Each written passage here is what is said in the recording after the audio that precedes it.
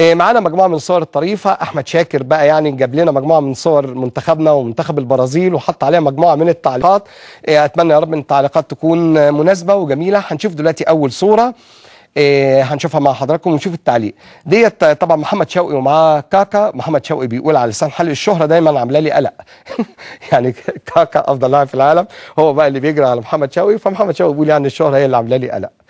دي اول تعبير. تاني تعبير للجمهور البرازيلي، النضاره دي مش جايبه الماتش. المشاهد اللي جنب المشاهد ده رفع النضاره مش شايف طبعا النضاره يشوف ايه، فبالتالي اللي مصر انه يرتدي النضاره قال لك النضاره دي مش جايبه للماتش. بنشوف التعليق ده مع حضراتكم. محمد زيدان بيقول لمحمد شوقي نفسي مره واحده تدوني فرصه احتفل بالجون. ده كانما لسان حال زيدان بيقول كده لمحمد شوقي.